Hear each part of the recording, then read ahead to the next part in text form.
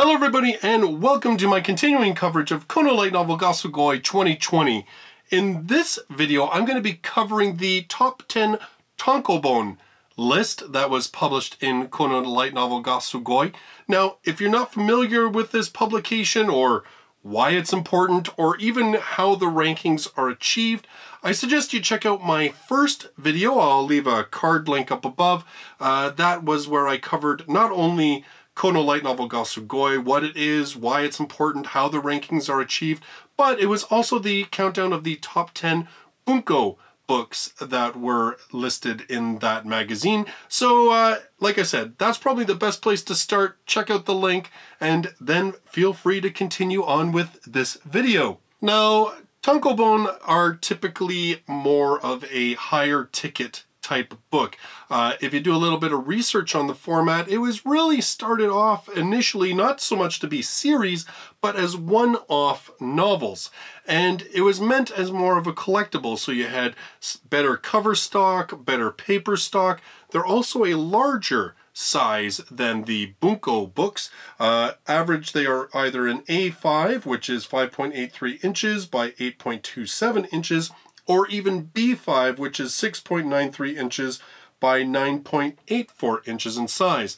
Now, for a comparison's sake, we can say that on average, they're about the size of, say, a Yen Press publication that we have in English.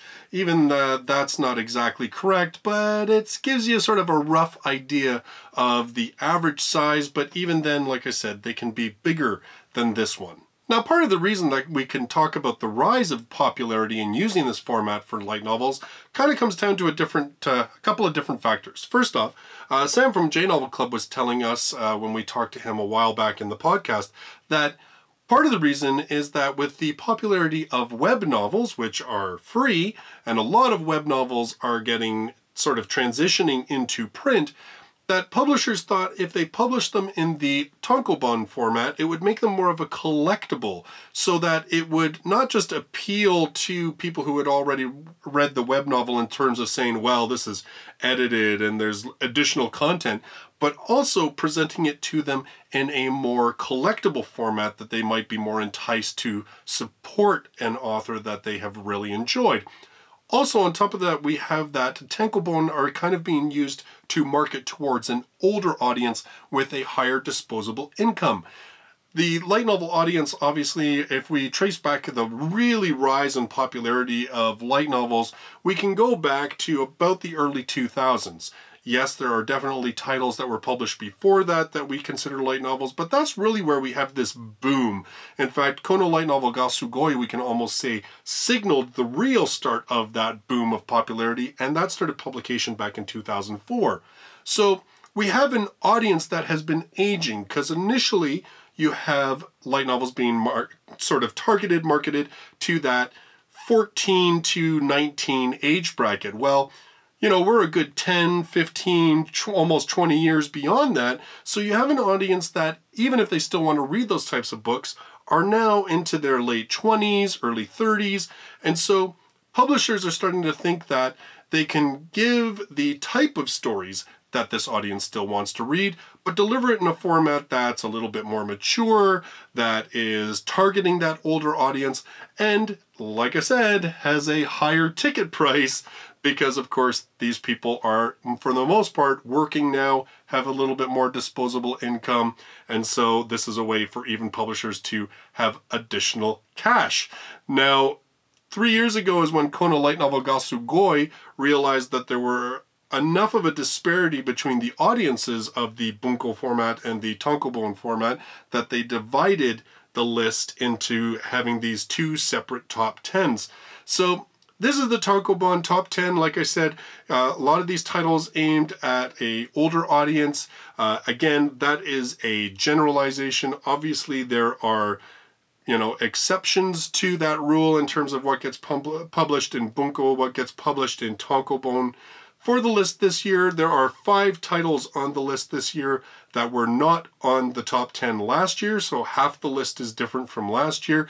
And there is also a brand new #1 title on the list this year. Last year, of course, number 1 was Ascendance of a Bookworm, which we do have in English, and so this year we have a brand new number 1.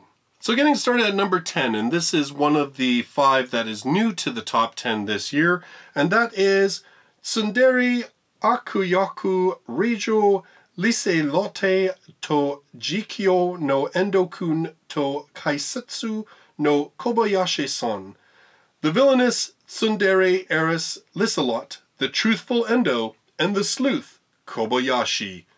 Or actually on Novel Updates they translate this as Endo and Kobayashi's live commentary on the villainess. This one is written by Suzu Enoshima with illustrations by Ehi. It began publication in April of 2019, so it's a brand new title this past year. There's currently 2 volumes available in Japan. She's always putting on that grumpy face, even though she's not actually that upset. Oh, why can't she just be honest with herself? She is a tsundere, after all. When her embarrassment levels exceed a certain limit, she will explode into anger. However, the point that she's suppressing under the surface is that she wouldn't mind that sort of thing if it were in a less public place. As Endokun passionately reacts to the antics of Lady Liselot, the villainess of an otome game, Kobayashi-san provides a painstaking breakdown of her tsundere behavior. Suddenly, one person could hear their voices. Liselot's fiancé, Prince Sigurd. That is where the story begins. So I don't know very much about the series, obviously. It is a, well, brand new series this past year, but it sounds kind of like you have these 2 people making this commentary and now her fiancé is hearing their commentary. And the way that it makes it sound, I don't know if it's like he hears their thoughts or whether it's just that he overheard their conversation. The way that this is written on Novel Updates, they're written like their statements are written kind of in brackets, right? So it kind of looks almost like he's hearing their voices like in his head. But I don't really know. It sounds like obviously it is a romantic comedy. It says that she is a villainess in an otome game. Again, I don't know how that works, whether it's like one of those isekai where, you know, they're in that, or they're just saying that basically the whole setup of this thing is like an otome game and that she would fulfill the role of the villainess. I'm not too sure how all of this pieces together. If any of you are familiar with this one, I'd love to hear more information about kind of the mechanics of it all in the comments down below. At number 9, and this one last year was number 10, so it's actually moved up a spot in the list, and that is Kumo deso ga nani ka? Or So I'm a Spider. So what? This one is written by Okina Baba with illustrations by Tsukasa Kiryu. It is licensed for English release by Yen On. It began publication in Japan in December of 2015, and there's currently 11 volumes that are released in Japan. I used to be a normal high school girl, but in the blink of an eye, I woke up in a place I've never seen before, and I was reborn as a spider? How could something that's nothing more than a tiny spider, that's me, possibly survive in literally the worst dungeon ever? Are there no rules? There should be some rules. Who the hell is responsible for this? Show your face! So, this series, it's pretty obvious from the setup. Heck, it's obvious from the title what it's kind of about. It is an isekai title with the main character being this spider girl, and we follow her journeys through this dungeon as she levels up and learns new skills and abilities. But there's a lot more going on to this story than what this very simple setup suggests. I've read the first couple volumes of this one, and it's actually a series I really do want to get back to because it was getting even cooler as it went on. And so basically, the whole class that this girl was in was isekai. And we follow in the book, it's sort of divided between the spider girl, who is arguably the main character, and then it focuses on some of her other classmates. and what they have been reincarnated as and what they are going on in their lives. And it's kind of strange because there's a bit of a time difference. Like, we aren't at the point where I'm at. I'm pretty sure where the point most people are at now, they know, but we're at the point where I'm at, there's a time difference. You get the sense that what you're reading about the Spider Girl is actually happening earlier than what's happening with her classmates. And yeah, it is just... It is setting up so much stuff that I was like, man, this is so much cooler than just the average isekai, let's beat the demon lord. There's so much more going on, and yeah, and I just hear nothing but positive word of mouth of this one with each new volume. So yeah, it's definitely a series that I would like to get back to. It's one of the few isekai that, as I said, the longer it goes on, it continues to get really positive word of mouth from the English audience, and clearly still sticking around on the top 10 of Kono Light Novel ga Sugoi, even moving up a spot. So pretty much the Japanese feel the same way, I guess. At number 8, and this is another title that is new to the top 10 this year, and that is Otome Game Sakai wa Mob ni Kibishi Sakai Desu, or The Otome Game World is Rough for a Background Character. This one is written by Yomu Mishima with illustrations by Tatsumo. It began publication in May of 2018, so just the past year and a half, 2 years. There's currently 4 volumes available in Japan. Leon, a former Japanese worker, was reincarnated into an otome game world, and despaired at how it was a world where females hold dominance over males. It was as if men were just livestock that served as stepping stones for females in this world. The only exceptions were the game's capture targets, a group of ikemen led by the crown prince. In these bizarre circumstances, Leon held one weapon. He has knowledge from his previous world where his brazen sister had forced him to complete this game. Leon, who really just wants to live as a shut-in in the countryside, uses that knowledge to unexpectedly raise a ferocious revolt against the women and ikemen. The curtains begin for an exhilarating fantasy about overtaking the fiendish heroine. Man, I can see all sorts of red flags about this series. I can see this being a very good series with some very good commentary about otome games and about how people of different genders are portrayed in games, and even perhaps portrayed in isekai type series, because it does sound like it's more of, I mean, it's not just a revolt against women, but it's more of a revolt against the people that obviously hold a far better position in the game because of how that game is targeted. So if the game's targeted towards female players, yes, obviously women are going to be in a more favorable light, and the only men you're going to care about are the ones that you can hook up with. So it kind of feels like it's a little bit of a commentary on that and how these characters are portrayed in the games and how the games are skewed towards their target audience. Like I said, I can see where this might go into some murky territory that would raise a whole bunch of red flags, but at the same time, if it's written really well, which I kind of hope that could be the case, seeing as how it's on this top 10. I kind of feel like it does, I'm hoping it skews more towards that sort of intelligent commentary that could actually be really interesting and a lot of fun in a lot of ways, especially if the main character, because he's knowledgeable about this game, and I'm guessing maybe knowledgeable about otome gaming in general because of his sister, it could be really cool to see if he's making commentaries on games and gaming in general, and maybe he'll even sort of comment on it based on knowledge of other games too. So this one could be a real good send-up type light novel. I'd be interested to know sort of more about this one.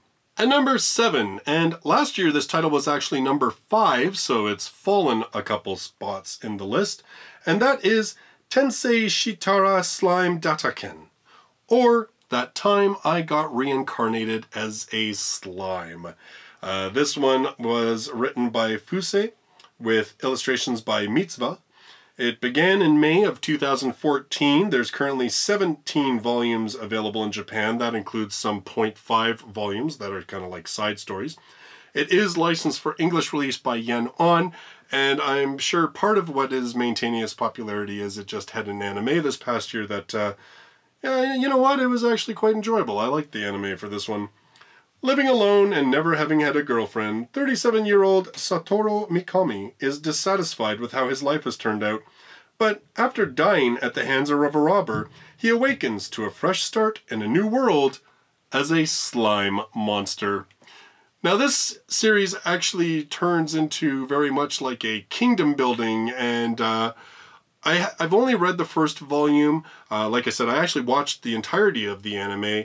I'm not too sure how much actual politics it gets into. Like, I don't think it's quite comparable to how a realist hero saved the kingdom in terms of politics and, you know, using people with certain talents and stuff like that to help build the kingdom. But definitely there is at least some elements of that.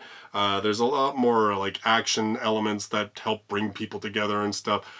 You know what? Like I said, the anime was actually quite enjoyable. Had some good humor into it and stuff like that. So I don't know. What do you guys think that have been keeping up with this series and the English release? You know, does it get more heavier politics-wise and sort of, you know, finagling with things like alliances and stuff like that? Or does it kind of just keep to that sort of slice of life, you know, let's make our town and city and stuff happy, happy, happy? So I'd be interested to hear your thoughts. At number 6, and this one was number 6 last year on the list as well, so it's maintained, and that is Majo no Tabi Tabi, or Wandering Witch, The Journey of Elena. This is written by Jogi Shiraishi with illustrations by Azura, and it began at publication in April of 2016. There's currently 11 volumes available in Japan, and this one has been licensed for English release by Yen On. Currently, it's set for a release in January, the first volume of it. But Yen has been doing a lot of delays lately, so I wouldn't be too surprised if this one gets pushed back. Once upon a time, there was a witch named Elena who set off on a journey across the world. Along the way, she would meet all kinds of people, from a country full of witches to a giant in love with his own muscles. But with each meeting, Elena would become a small part of their story, and her own world would get a little bit bigger. So, very much, we always, you know what, we always shorthand this as it's a magical Kino's Journey, because Kino's Journey, of course, has had 2 anime adaptations, and there was a release of a couple volumes of it in English by Tokyopop a number of years ago, although apparently it was heavily edited and changed, and we won't get into it. In any case, most English fans are far more familiar with Kino's Journey, but that is kind of the idea, that it is, each book, I believe, has, I think it's more than just one story per book, but I'm not too sure, obviously, because it hasn't come out and I haven't had a chance to read it, but it is sort of a series that really is only maintained in terms of its movement forward by the presence of the character, the main character, that most of it is sort of individual stories just kind of told as she travels. But the fact that it is a magical series really gives a lot more breadth in terms of the kind of people and situations that she can find herself in. I have wanted this series not just because I think that the story itself sounds fun, and for somebody who obviously has sometimes leaves a lot of time between reading volumes because of everything else that he's reading, I kind of like it when a series doesn't kind of force me to keep reading forward just to get the gist of what the story is. Like, I kind of like that I can read a book, leave it for a while, and then just come back to the next one and be like, oh yeah, I know exactly where we're at. So this one, like I said, is coming out. It has actually been announced that it now is getting an anime adaptation, which I think is probably going to just even make this even more popular, assuming, of course, that the anime is decent. I really love the artwork on this one. I'm hoping that the anime, I think they've put out one piece of key art that looks similar, so this is definitely a title to keep an eye on, and I will obviously be picking this up when it gets officially released. At number 5, and this one is a new entry to the list, and that is the Rebuild World series. This began publication in May of 2019, so it's a new series this past year, and there are currently 3 volumes available in Japan. Akira was born in the slum and wishes to get out, but the only way he could was to risk his life in these ruins as a hunter. These ruins, known as the Old World, were danger zones where beasts roam, buildings crumble, and other humans hunt their own. Though Akira had expected to face death countless times there, he never expected to meet a naked woman. Standing exposed with her curvaceous curves and bosom out for all to admire, Alpha, the breathtaking beauty, stood there, looking back at him. This mysterious enchantress walked towards Akira and... ... So a post-apocalyptic series. It sounds like kind of like Monster Hunter. You know, there is a series. Who was talking about? Somebody was talking on the Discord server about. I think that there's a series out that the author mentions that he's a big fan of Monster Hunter, but I can't remember what series it was. I don't think it was this one, but obviously I think that kind of whole notion of hunters and all that. I mean, you see this prolific in video games, anime, manga, so it's not like it's a super original idea. And I kind of have to think that a naked woman named Alpha is probably not exactly just a normal woman. My money's kind of on... I think, you know what, here's my thoughts, and I could be completely wrong, but she is some incredibly powerful android that was created in the old world when it was still like this technological marvel, and she has slept in stasis for all this time, and that somehow this Akira wakes her from her slumber. That's my 2 cents based on a whole bunch of light novel reading. That's what I think this one will turn out to be like, but I don't know. But definitely, I mean, you know, number 5 right away on its first year of release, Kono Light Novel ga Sugoi. So, interesting. I kind of like some post-apocalyptic stories, so it would be kind of cool to see what this one is like. If you're familiar with this title, don't spoil anything really, but what are your thoughts about it? At number 4, and this one last year was number 8, so it moved up 4 spots, and I'll be honest, I'm kind of surprised because this is like a series that's been going on for quite some time, and that is Mushoku Tensei Isekai Itara Hanki Dasu, or Mushoku Tensei Jobless Reincarnation. This one is written by Rifujin na Magomonte, with illustrations by Shiro Taka. It began publication in January of 2014. There's currently 22 volumes released in Japan. Now this one has been licensed by 7 Seas. They're doing advanced publications of the books in ebook format, and then like a month or 2 later releasing them in print. I think they've only put out like 4 or 5 of them at this point. I think the 5th one comes out maybe in December. I'm not too sure. Anyway, death is only the beginning. Kicked out by his family and wandering the streets, an unemployed 34-year-old shut-in thinks he's hit rock bottom, just as he's hit and killed by a speeding truck. Awakening to find himself reborn as an infant in a world of swords and sorcery, but with the memories of his first life intact, Rudius Greyrat is determined not to repeat his past mistakes. He's going to make the most of this reincarnation as he sets off on an adventure of a second lifetime. Now, just so you know, this one is actually considered sort of the prototype of the modern isekai. The whole truck-kun thing basically started with Mushoku Tensei. It is sort of a benchmark for modern isekai. Even the whole mechanic of reborn as a baby and having memories of your previous life and the decision to make the most of this new life that you're living and stuff, a lot of that originated or was made most popular by Mushoku Tensei. So this is a pretty big series if you are a fan of isekai. I have not read it yet, but I will definitely be reading the first volume, I think, and probably in the next week or two, because it looks like that's the one that my patrons on Patreon want me to check out soon. This one, they have actually just announced that it's getting an anime as well, which seems really weird that this is the series that kind of set up the whole isekai boom, and yet it's gone this long without a series. It sounds like this series, from what I have been told by others, one of the things that sets the series perhaps apart is that it doesn't do the whole time jump as much as what a lot of other isekai light novels do when they have this similar setup. Like, a lot of them are like, I'm an infant, I'm a toddler, I'm 16 years old within the same book. This one actually, as far as I understand it, actually follows Rudius through a bit more of the stages of his life. Like, I believe by volume 3 or 4, he's still a kid, and yet, as I understand it, it does follow him into adulthood and everything else, and the story expands and gets bigger and involves all sorts of different people that he meets. And so, yeah, I mean it is a very big and epic series from what I understand.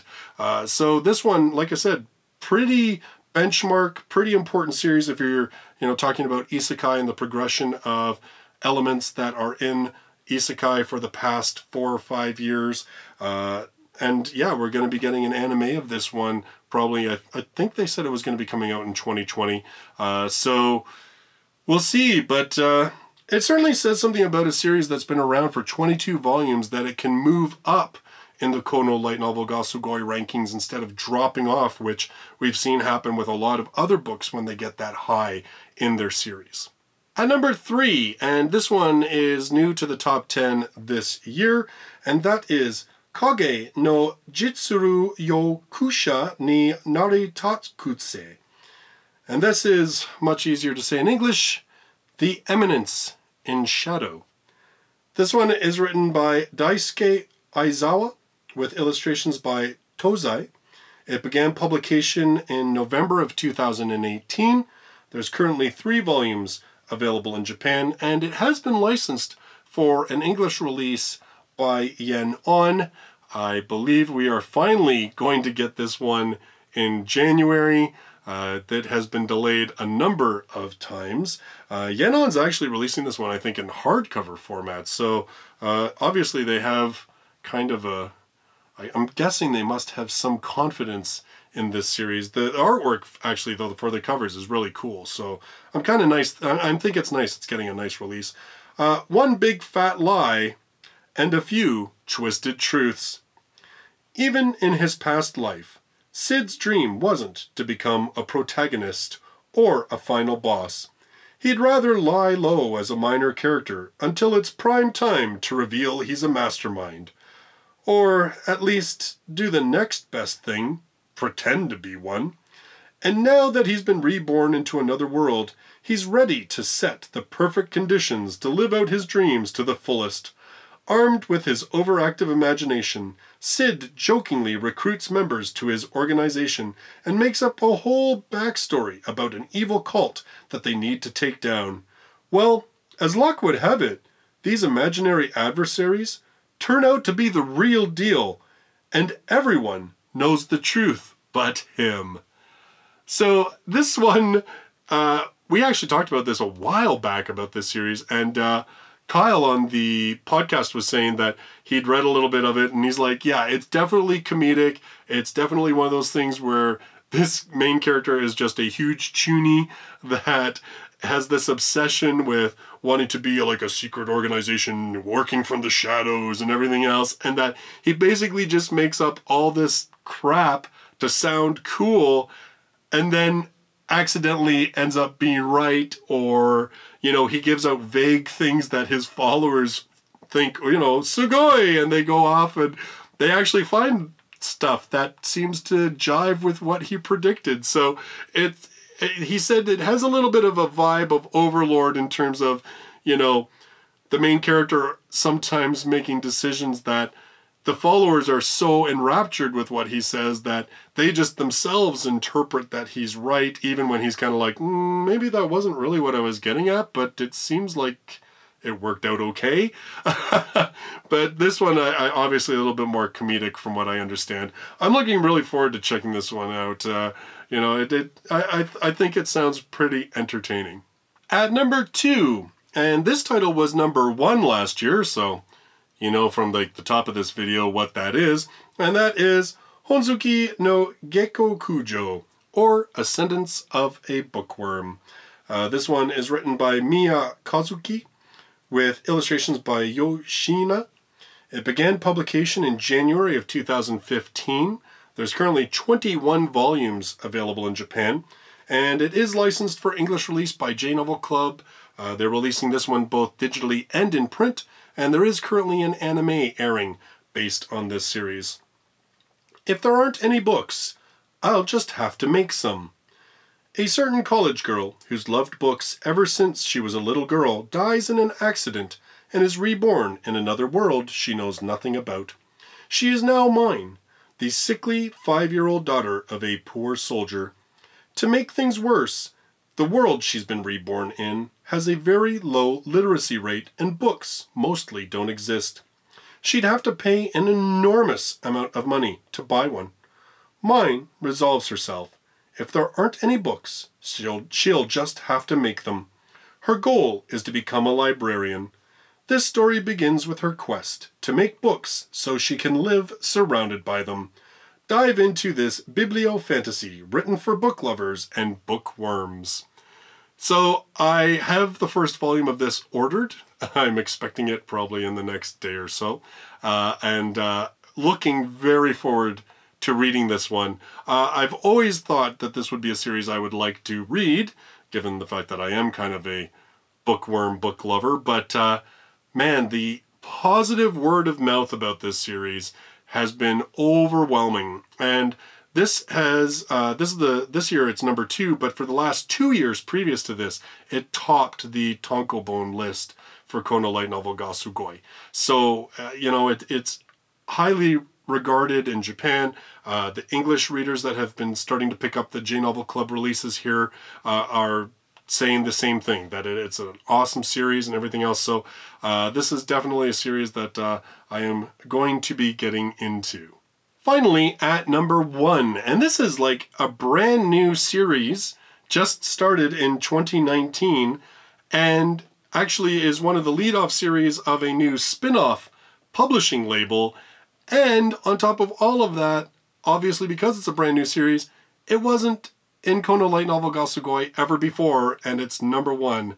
It's first year out of the gate. And that is Unnamed Memory.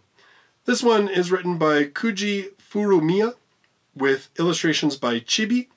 It began publication in January of 2019, and there are currently 3 volumes available in Japan. My wish is to have you as my wife and bear my child. I can't accept. Witches, heretics who have lived a very long time and invoke tremendous disasters. Oscar, prince from the powerful country of Falsus, visits the world's most famous and most powerful witch, Tinashe, to unravel the curse of not being able to have a child, which he received during his childhood. But after conquering the trial of the Witch Tower and becoming a contractor, what he wished for was to take Tinashe as his wife. This one I actually became aware of because Frog-kun was talking about this on Twitter and had nothing but good things to say about this series.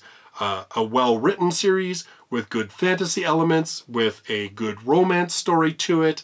The artwork, the cover artwork is beautiful. There's just a lot of good things that I have heard about this series. And fingers crossed that we might actually get this one in English, seeing as how it's done so well on Kono Light Novel ga Sugoi. But we'll see. You know, certainly this year will be a test. Maybe we'll see what happens next year. I know a lot of titles that have done well in Kono Light Novel ga Sugoi for 1 year. It seems like it needs to hit their 2 years for English publishers to really get hyped over it. But again, you never know. There's always exceptions to everything. Depending on just how much romance there is in this one, maybe this might be something good for J-Novel Heart, the new shoujo line for J-Novel. I don't think, based on the artwork and everything else, I don't think it's exactly a shoujo. I think it's more of a hybrid that kind of can straddle the two, but I'm not too sure. But as I said, I've heard lots of good things about this one from Frog, and you know, hopefully we get a chance to make up our own minds at some point.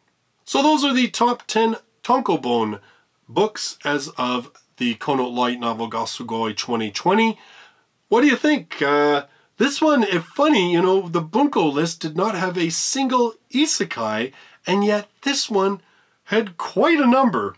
And I kind of wonder, now, again, this is just me theorizing. This is not me having any inside track on this. But when you take a look at the audiences these are targeting, Bunko, which is targeting sort of the younger market, and again, generality, this is general speaking, those ones, the more popular titles, were ones that took place in high schools, that were much more like slice of life type stories. In this list, we have a lot more of the isekai or pure fantasy type series. It is much more like, this one is aimed at an older audience, and it is basically like, get the hell out of your normal life. And I gotta admit, as an adult, you know, sometimes the real world and adulting in the real world just sucks. And so I can kind of get where you can see the differences here, where, you know, as a teenager, it's all about trying to make your life better and, you know, romance and interacting with people that you like and everything else. And, you know, the world is out there to discover. And then you become an adult and you're like, I've discovered the world. I don't like it. That certainly seems to be the message of these two lists. Like I said, I don't know if that is a push of the Japanese publishers. I don't know if that is the audience.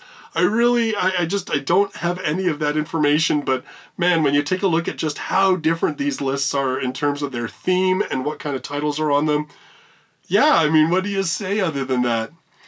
So in any case, that is the end of this list. Now I've got one more list that I am going to cover because this year, Kono Light Novel ga Sugoi put out the top 10 of the decade list. I guess because, you know, we're finishing into 2020, and so they took the books and they looked at how many points they have. Again, if you want to check out the first video of this, I talk about how the points are distributed.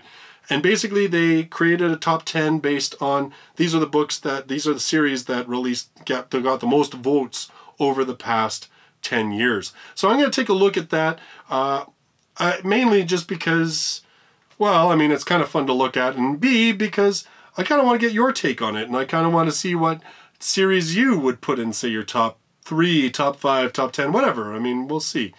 In any case, that'll be the next video that I cover on Kono Light Novel ga Sugoi, and I'll wrap up this series with that video. In the meantime, thank you so much for joining me in this video. I look forward to seeing you in the next one. Till then, bye-bye for now.